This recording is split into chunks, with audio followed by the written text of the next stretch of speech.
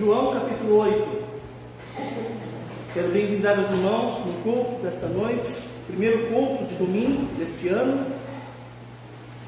Também quero bem-vindar os irmãos e irmãs que estão conosco, que Deus venha abençoá-los. João capítulo 8.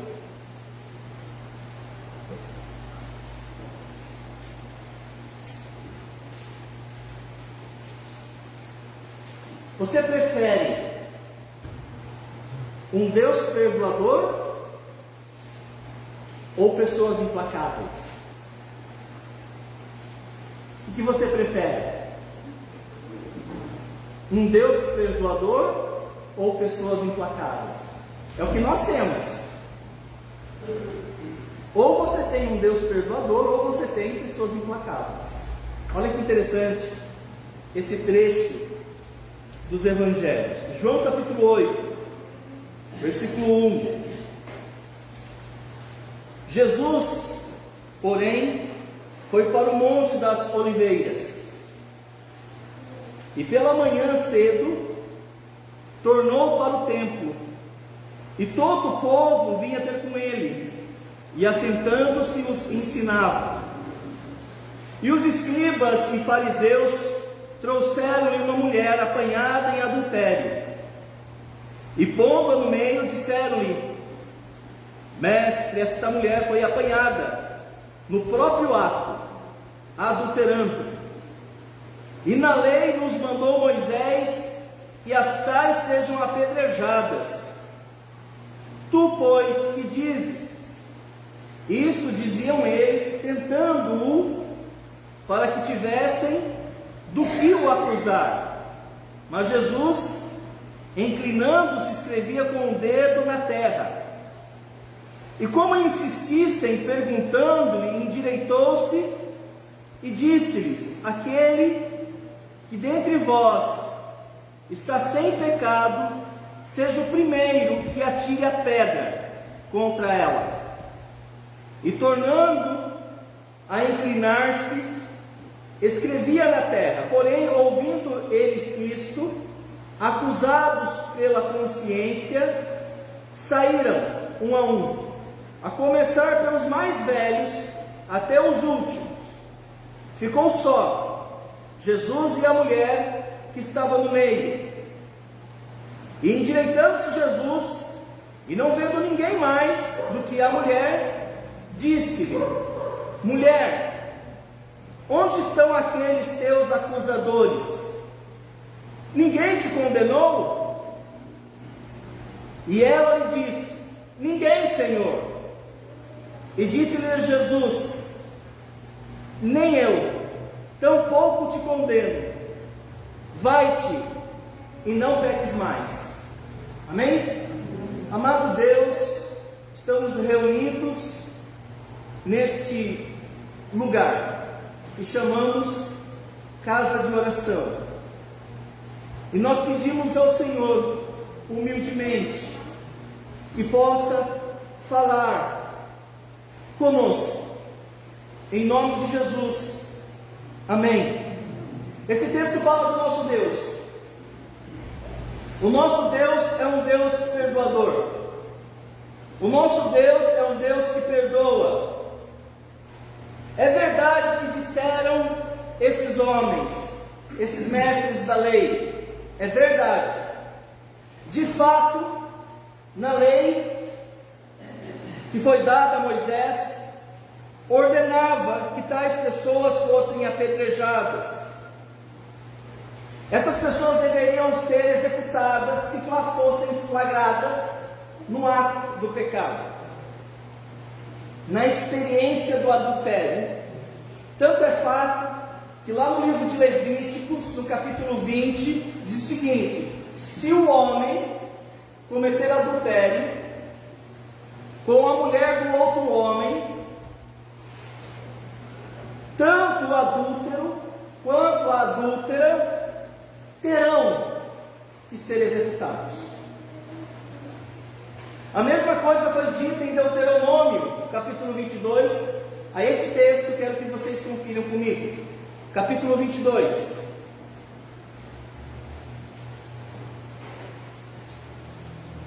Deuteronômio 22.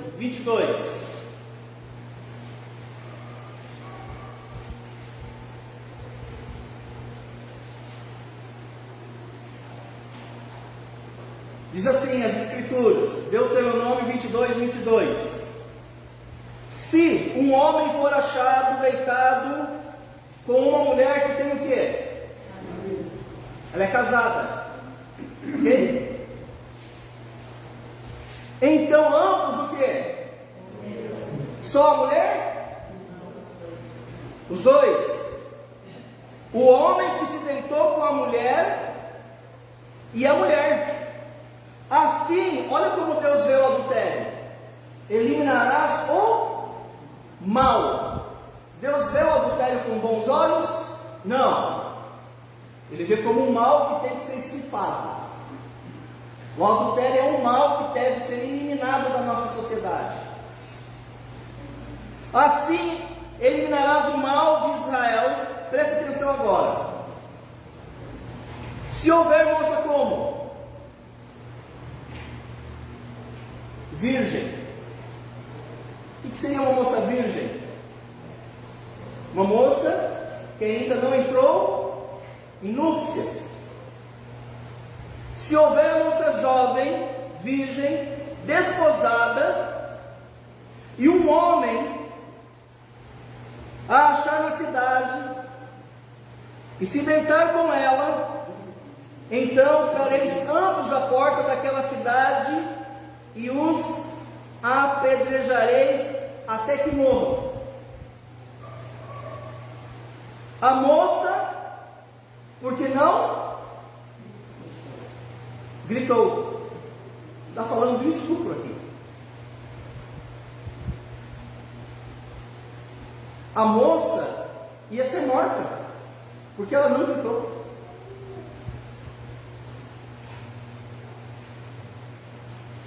Se houver moça virgem desposada e um homem achar na cidade e se deitar com ela, então trareis ambos à porta daquela cidade e os apedrejareis até que morram. A moça, porque não gritou na cidade, e o homem, porque a humilhou, a mulher do seu próximo. Assim eliminarás o mal do meio de ti. É muito interessante essa expressão contida no livro da lei. O livro do Deuteronômio presume um estupro consentido, que é um contrassenso. Mas é possível. A mulher que é abusada por alguém, mas tendo a possibilidade de gritar por socorro, ela se cala. Ela consente. Complicado. Mas a rigor da lei é explícito e expresso. Nem mesmo uma mulher que pudesse reivindicar ter sido violentamente abusada escaparia da morte de apedrejamento. Caso houvesse a sugestão, a hipótese, a mínima possibilidade de que, tendo com algum esforço minimamente possível, escapasse de tal violência.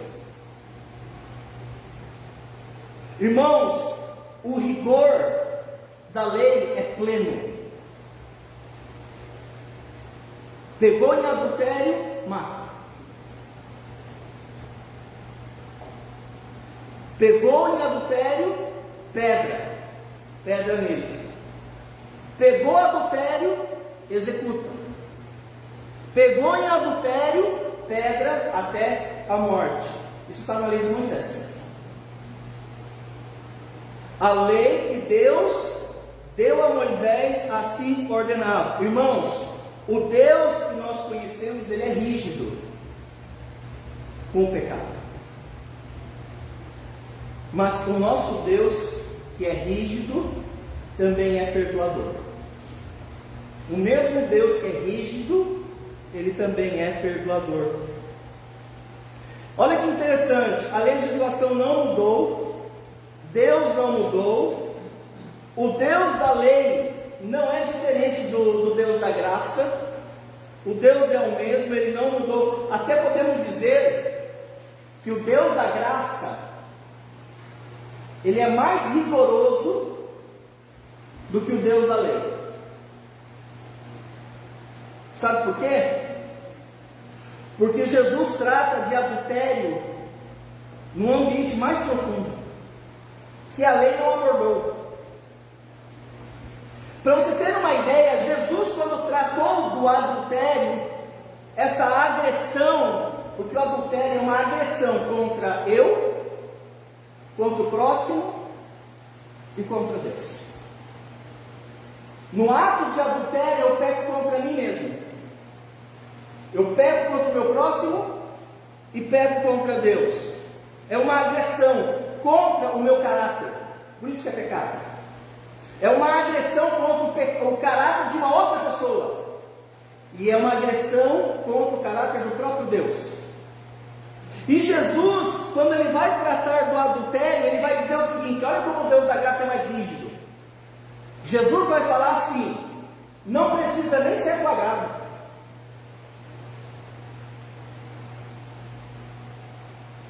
Pode ser algo emocional, um adultério emocional. Já ouviu falar nisso? Pode ser um adultério virtual.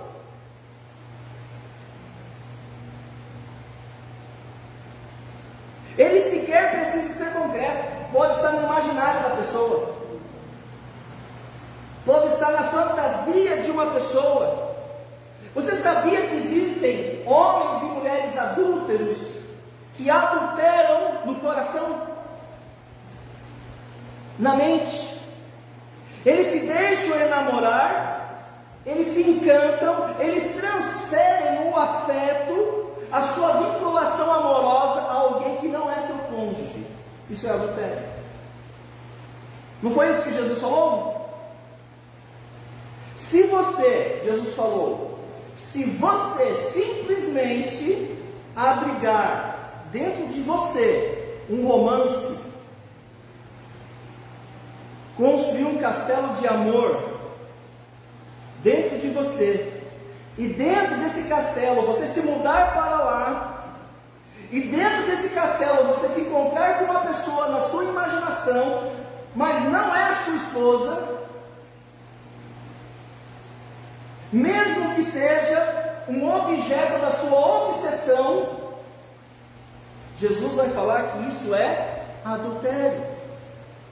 Então veja, se o Deus da graça, Ele não é mais rígido do que o Deus da lei. O fato é o seguinte, irmãos: o rigor, ele é intenso. Para Jesus, pecado não é apenas aquilo que nós fazemos ou deixamos de fazer. Para Jesus, pecado, os pincéis.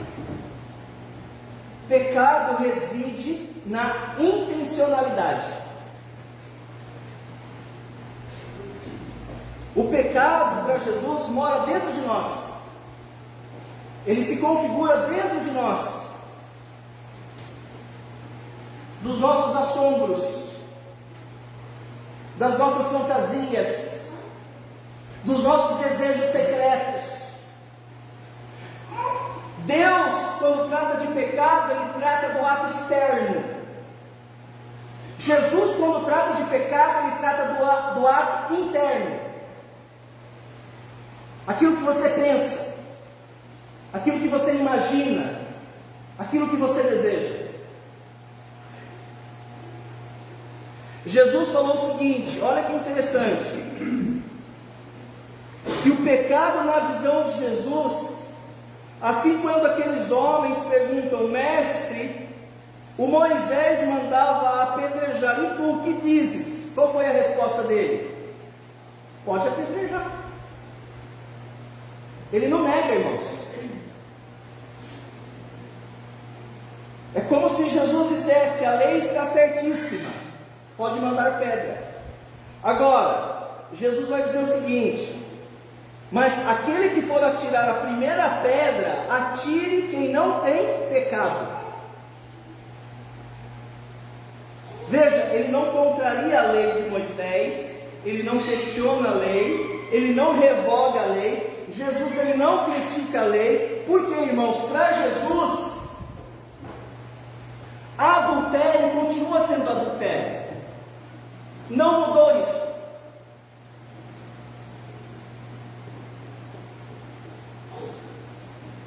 Adultério continua sendo adultério. Inclusive, Jesus reconhece que adultério é um mal.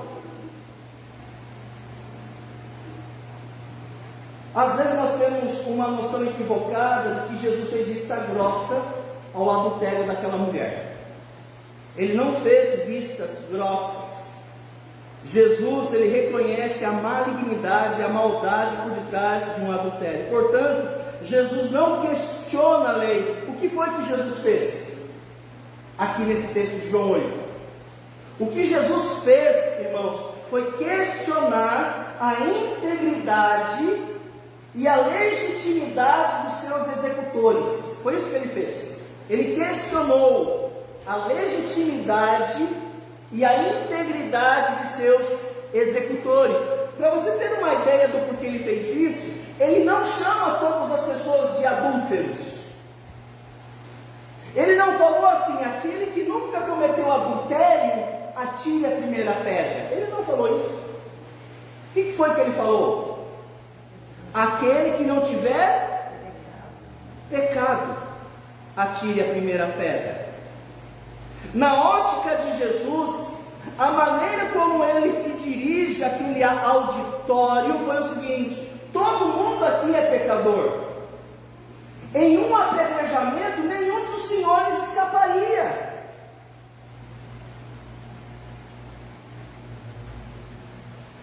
Por quê, irmãos? Porque o pecado que você não comete, mas você condena, você é compensado por outro pecado que você comete e o outro te condena. Vocês estão me entendendo? E quando Jesus está escrevendo no chão, porque o texto fala que ele inclinou-se, há uma insinuação que ele escreve os pecados daquelas pessoas que a princípio estavam condenando aquela infeliz mulher. Por exemplo, ele está escrevendo no chão com o dedo. O senhor aí com seus cabelos grisalhos, com a pedra na mão, ele começa a escrever o que aquele senhor estava fazendo. Ele escreve. E a senhora aí que está de vestido longo, com a pedra na mão, ele começa a escrever no chão o que aquela senhora estava fazendo. E esse rapaz que está com a Bíblia numa mão e pedra na outra, ele começa a escrever. Irmãos, Deus nos conhece muito bem.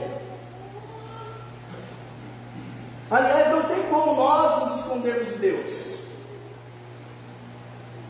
Aliás, não tem nem como a gente fingir na presença dele. Deus nos conhece. Deus sabe o que motiva o nosso coração quando nós estamos sedentos à procura de pecado. É impossível, inclusive, nós vivemos sem cometer pecado. Todos pecam, inclusive o pastor que está aqui na frente, que fez seminário. Você pensa que quando ele prega contra você? Ele prega contra ele mesmo. Portanto, irmãos, não há ninguém com legitimidade e integridade para executar a lei. E quando Jesus diz isso, que não há ninguém com legitimidade e integridade suficiente para que executassem a lei, ele só dá uma alternativa. Ele vai falar assim: todo mundo é pecador. Se é assim, então nós deveríamos começar a nos auto-apedrejar.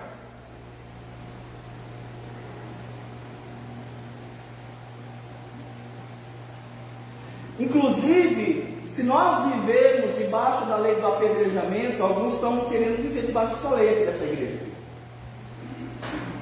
Se nós vivermos debaixo da lei do apedrejamento, sabe o que vai acontecer? Nós vamos ser uma igreja que vai parecer mais um tribunal. Ora nós somos somos juízes e ora nós somos réus, e fica se alternando. Porque o pecado que você condena, mas não pratica, você é compensado por outro pecado que você comete, que outra pessoa te condena. Irmãos, isso é viciante. Nós construiríamos uma rede de relações destrutivas. Porque nós estaríamos sempre com o dedo apontado na direção do outro, apontando as suas falhas, apontando os seus pecados, apontando as suas transgressões. E aí o que nós poderíamos fazer para nós não nos autodestruirmos? Porque todo mundo aqui comete pecado. Quem aqui não tem pecado? Quem aqui não comete pecado, irmãos? Então qual a alternativa que nós iríamos ter? Nós iríamos começar a criar mecanismos para nós nos parecermos piedosos. Nós iríamos criar as nossas máscaras. E nós iríamos cultivar certa áurea de piedade pública com os nossos vocabulários de amém, glória a Deus, aleluia, paz, com os nossos ritos religiosos, com as nossas expressões vocalizadas do nosso conhecimento bíblico, com a nossa suposta aparência de piedade. Nós iríamos criar imagens de nós mesmos, e nós iríamos nos relacionar com imagens, e não conosco mesmo. Porque eu não poderia apresentar-me como de fato sou, porque eu seria apedrejado. Então eu faço uma imagem que eu quero que vocês vejam a meu respeito, mas é uma imagem mentirosa.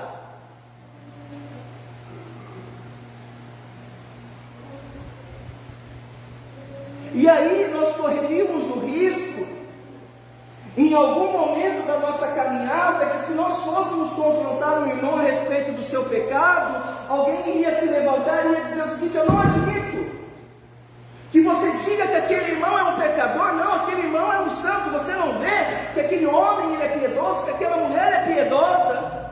Se ele pecou, foi um acidente, foi o mínimo dos menores do pecado. Coitado, irmãos. E essas falsas relações de nós mesmos, nós iríamos criar autodefesas de nós mesmos. Nós iríamos construir falsas imagens a nosso respeito, e nós iríamos começar a conviver com falsas imagens de pessoas. Não é à toa que tem um monte na igreja, pessoas da igreja fingindo ser o que não são e que nunca foram.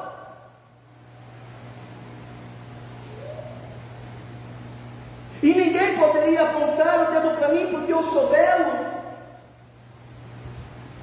porque eu sou isso, eu sou aquilo, eu faço isso, eu faço aquilo, eu sou polido.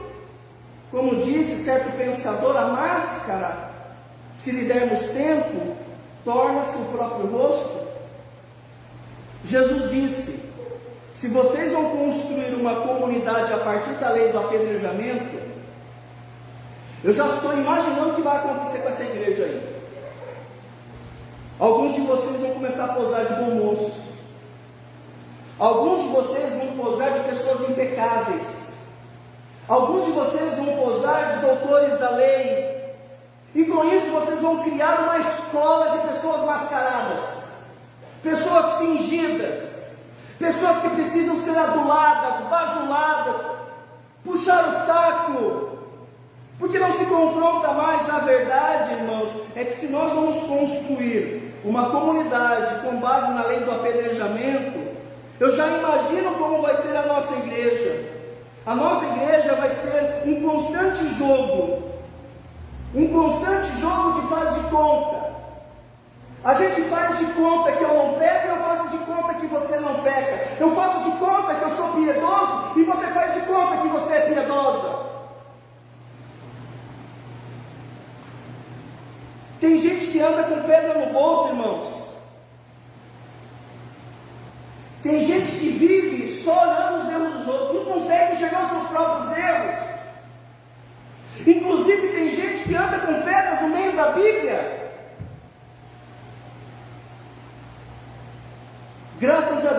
podemos escapar dessa armadilha.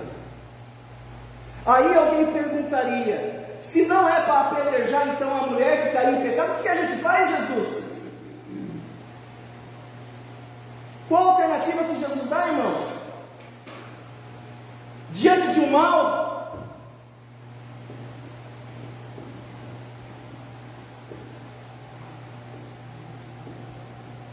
qual a alternativa que eu tenho se não apedrejar alguém? Se eu não for construir uma lei com base na lei do apedrejamento, qual a outra opção que Jesus nos dá?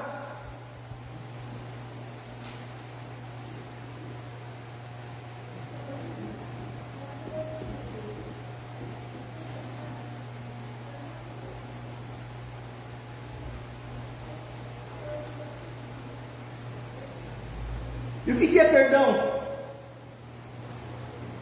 Perdão é o seguinte: você pega a mulher e fala o seguinte para ela, olhando nos olhos dela: você merece ser apedrejado,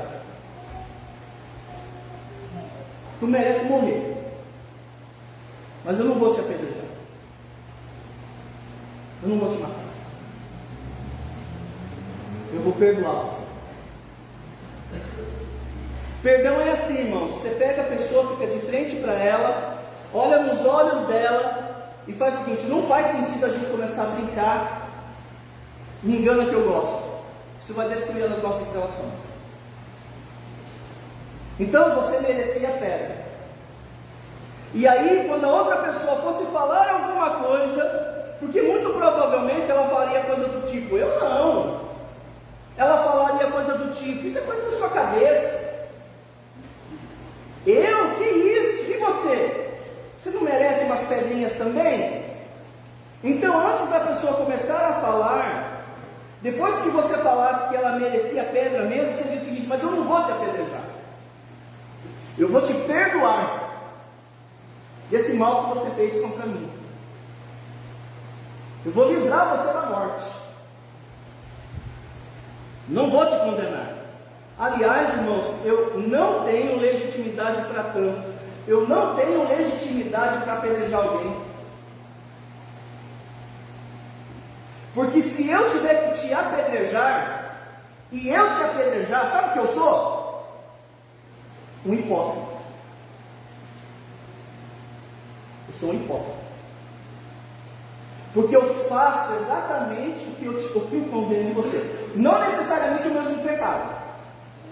E com isso, irmãos, a gente constrói uma relação a partir da experiência do perdão, e não a partir da relação do apedrejamento.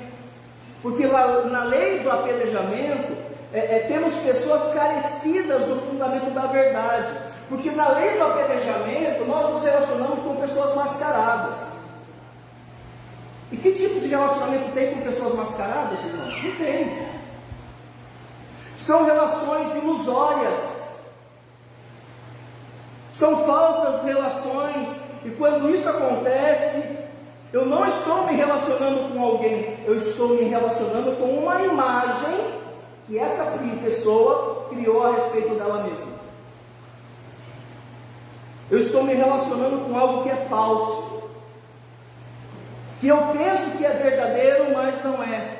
Então, para que eu me relacione, presta atenção, para que eu me relacione verdadeiramente, é necessário, sabe fazer o quê? Começar por mim. Eu preciso tirar minha máscara, e você faz a mesma coisa. Aí a gente começa a se relacionar de verdade. Mas antes dela tirar a máscara, é necessário que você tire a sua. E quando nós tiramos a máscara, sabe o que nós vemos? O que Jesus viu que eles não viam. Quem não tiver pecado, atire a primeira pedra. Nós vamos ver que nós somos falhos também, que nós somos pecadores também. É o que nós vamos ver. Aí eu vejo o pecador que eu sou. Na verdade, irmãos, quando alguém tira a máscara para a gente, no fundo, nós pensamos assim: eu sabia que tinha alguma coisa errada, só não sabia dizer o que era. Então nós devemos construir as relações a partir da experiência do perdão. E a experiência do perdão, ela só é possível para aquelas pessoas que estão dispostas a assumir que também são pecadoras. Sem máscaras, sem pinturas, sem maquiagem. Aquele que vive encontrando escusas para o seu pecado não está pronto para ser perdoado,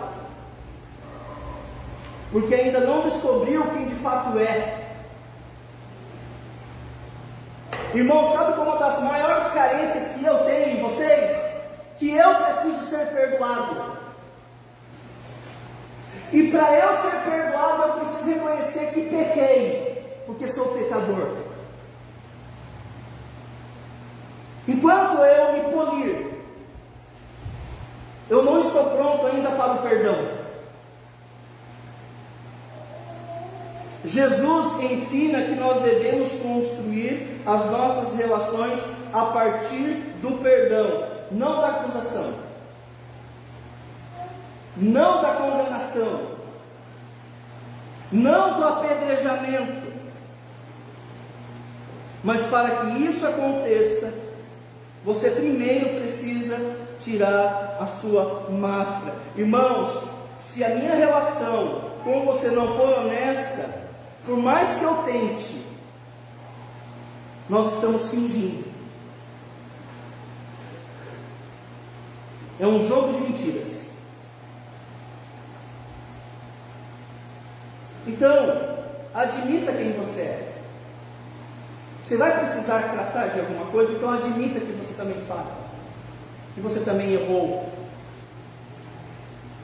Não há, para aqueles que passam pela experiência do perdão, quando isso de fato acontece, você percebe que não tem mais acusação. Alguém te condena? Jesus perguntou para ela. Não tem mais. Não tem mais pedras. Não há mais o dedo em riste. Não precisa mais de confrontação. Não precisa mais daquele ar de desconfiança a teu respeito. Porque o que passa a me acompanhar, eu que errei, mas eu que fui perdoado, é um estímulo. Eu liberto você. Como Jesus disse, eu te perdoo, mas vá e não peques mais. Abandona esse estilo de vida. Irmãos, quem é perdoado de verdade, ele se sente motivado a não fazer mais aquilo. Só a experiência do perdão me estimula a não pecar. E eu não vou mais pecar, não porque estou correndo o risco de ser apedrejado, não, mas porque eu fui liberto das minhas máscaras. Eu fui liberto das minhas mentiras. Eu não quero mais aquela vida. Irmãos, o perdoado, ele tem esse estímulo. Aliás, irmãos, não é possível viver sem pecar, mas você pode ficar estimulado a não pecar. O perdão, ele não serve para pessoas cínicas. O perdão não serve para as pessoas indolentes. Perdão não é muleta para vocês apoiar os pecados justificando suas fraquezas. Perdão, irmãos, não é muleta para você justificar a sua maldade pela sua conveniência. Perdão é um estímulo para que você vença as suas fraquezas, para que você supere a sua conveniência e para que você lute contra aquilo que um dia escravizava você. Porque agora eu tenho consciência que o pecado destrói mais que a pedra. Quando vocês entenderem isso, vocês vão ficar estimulados a não querer pecar mais. Pecado mata mais que uma pedra.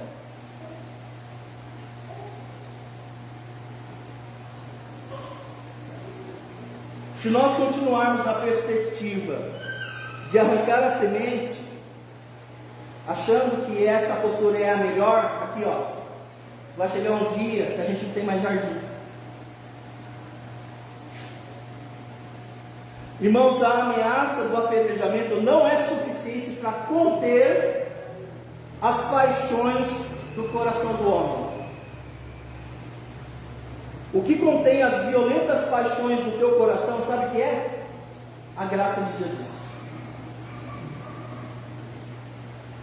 Porque as nossas violentas paixões não passam apenas das expressões de fome que eu tenho dentro de mim a respeito de Deus. E com isso as nossas violentas paixões é apenas o começo.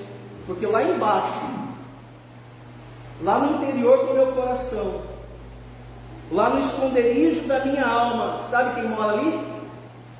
Uma pessoa profundamente angustiada.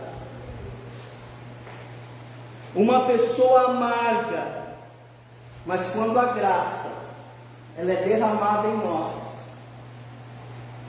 através da experiência do perdão, eu sou liberto dessa angústia.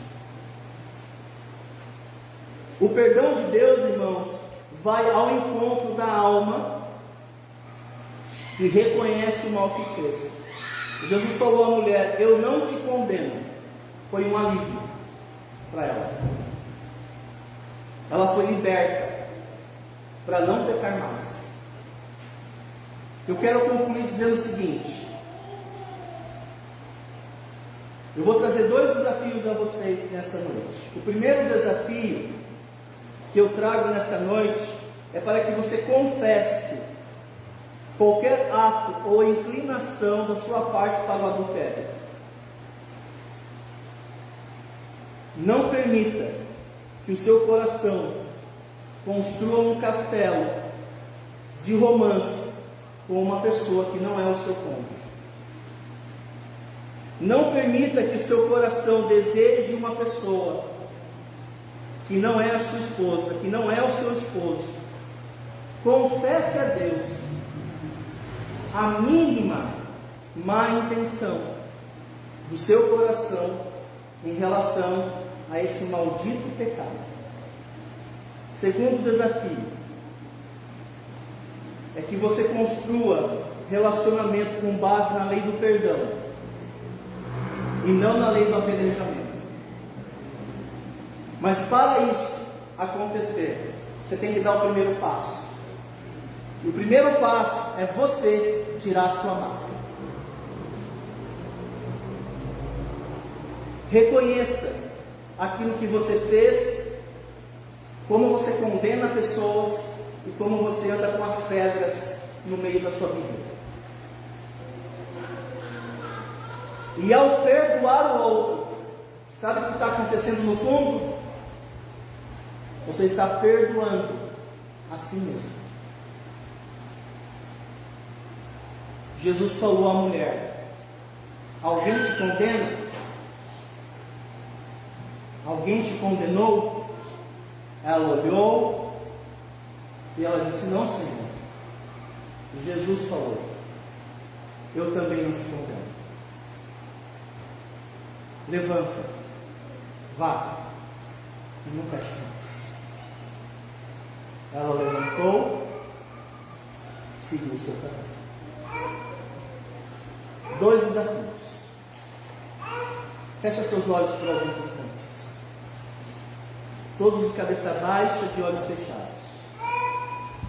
Eu não sei de que maneira Deus falou ao seu coração nesta noite, mas talvez Deus trabalhou em algumas áreas, trazendo à sua memória alguns pensamentos, algumas lembranças, pessoas, situações. E diante da palavra de Deus, você diz: eu vou optar pelo caminho de Jesus. Então confesse a Deus o seu pecado agora. Peça a Ele que te perdoe.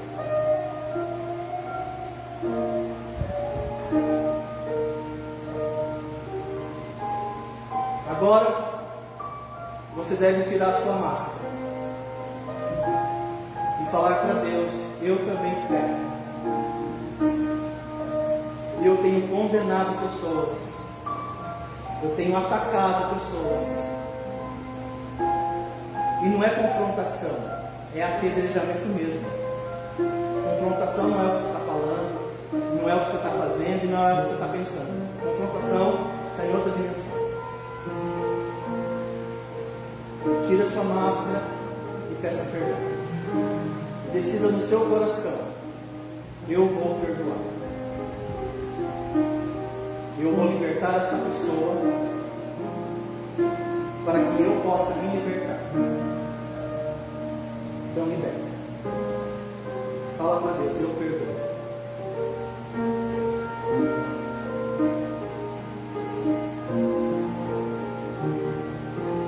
No começo da mensagem eu perguntei: você prefere um Deus perdoador ou pessoas implacáveis?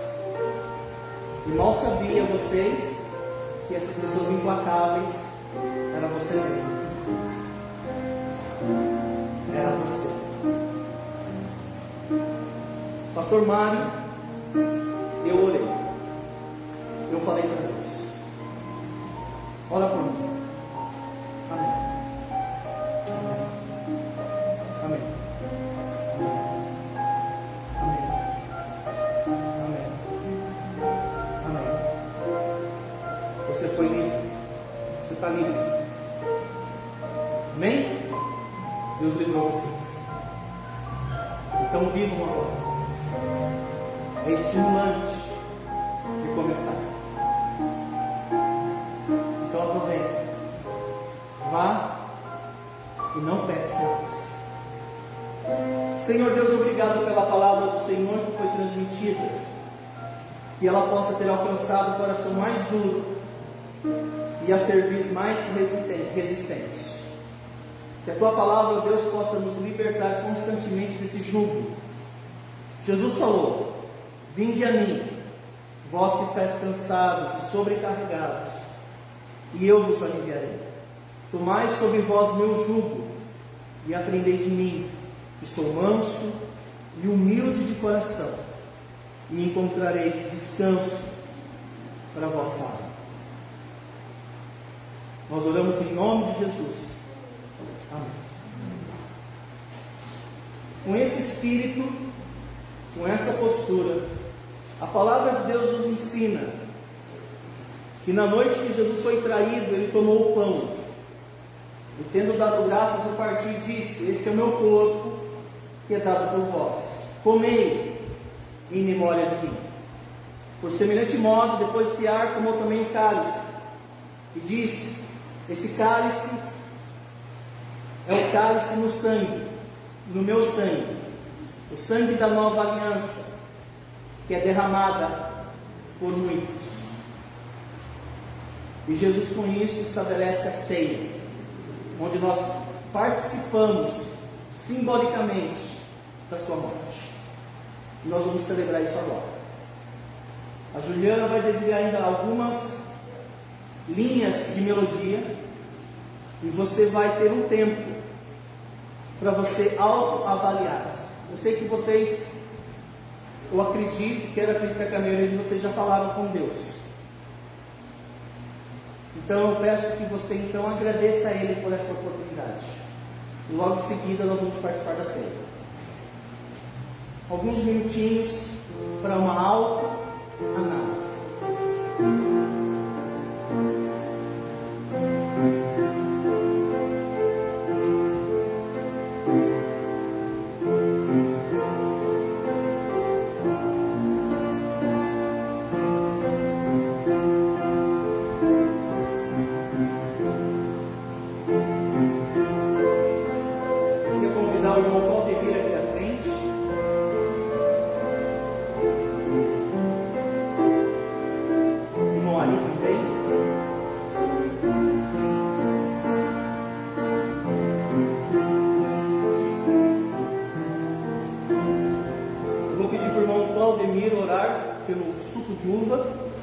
Que representa o sangue de Cristo, e após o irmão Mori vai orar pelo pão, que representa o corpo de Jesus que foi moído na cruz. E logo após, esses irmãos vão distribuir os elementos. Se você é batizado, se você é salvo, e se você está em plena comunhão com Deus, então participe conosco dessa cerimônia. Vamos orar. Vamos orar. Senhor nosso Deus e nosso Pai, nós somos gratos ao Senhor pelos teus grandes feitos, através da vida dos irmãos, através da tua palavra, que fala aos nossos corações, vai de encontro às nossas necessidades. Aprendemos, ó Deus, além do perdão. Aprendemos também, Senhor Deus, que é muito fácil nós julgarmos, jogarmos pedra. Mas às vezes, Senhor Deus, nós somos a pedra principal, os mais miseráveis pecadores. Eu sou grato, Senhor Deus, porque o Senhor morreu na cruz pelos nossos pecados. Muito obrigado, Senhor Deus, que através do teu sangue nós alcançamos o perdão. Nós temos a vida eterna em Cristo Jesus. Abençoe a vida de cada um de nossos irmãos na fé, abençoando cada família, cada criança, Senhor Deus, cada jovem, Senhor Deus, cada irmão e irmã, que possamos, Senhor Deus, ser estimulados através da lei do perdão. Senhor Deus, eu agradeço porque o Senhor sofreu por nós, e nós reconhecemos, ó Deus, o teu sangue derramado por cada um de nós. E cada um de nós estamos, Senhor Deus, com o mesmo pensamento, agradecendo ao Senhor Deus pelo teu grande feito na cruz por cada um de nós. Agradeço em nome de Jesus Cristo. Amém. Continuamos, Senhor, na tua presença, agradecemos pela tua palavra que ouvimos. E agora, Senhor, agradecidos, nós trazemos à memória o sacrifício do seu Filho amado naquela cruz, para nos estarmos livrando dos nossos pecados, Senhor. Agradeço por esse pão que simboliza esse corpo que foi moído na cruz do Calvário em nosso lugar. Nós merecíamos sermos aí crucificados, mas com a tua misericórdia, Senhor, você transferiu os nossos pecados para o seu Filho amado. Então agradecemos por isso eternamente. Em nome de Cristo Jesus. Amém.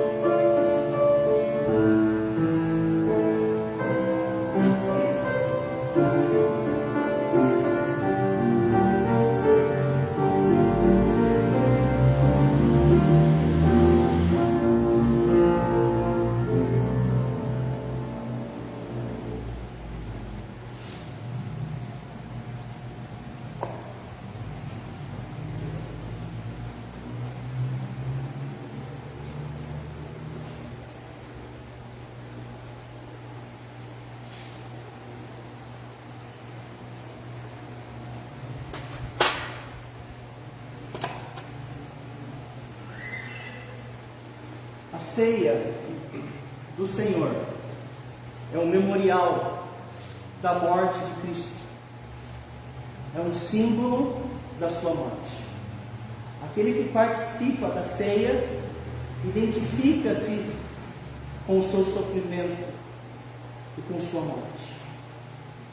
Jesus tomou o pão e, tendo dado graças, partiu, e ele disse: isso é o meu corpo, que é dado por vós. Comei em memória de mim. Comamos juntos.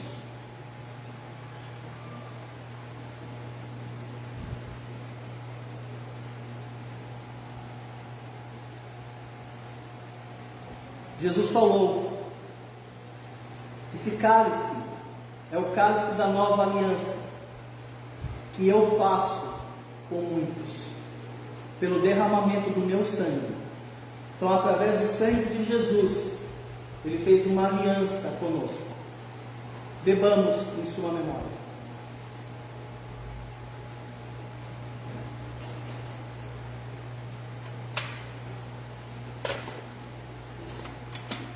Nos evangelhos é dito que eles cantaram um hino. Vamos cantar um dos hinos que está na folha de vocês. Quem pode citar o número que está na folha de vocês do inário? Cita o número para mim. Qualquer um? 65. 65. Perto está o Senhor.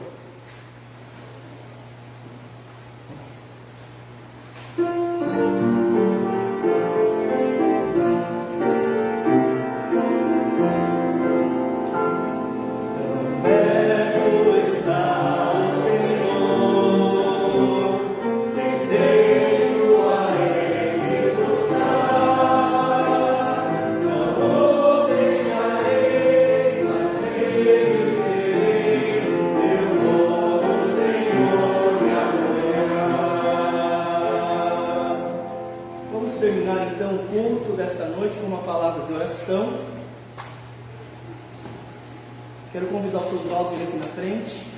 Ele vai orar e após a oração o culto está encerrado.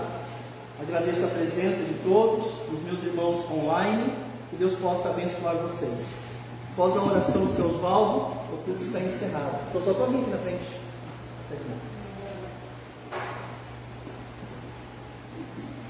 Então vamos orar.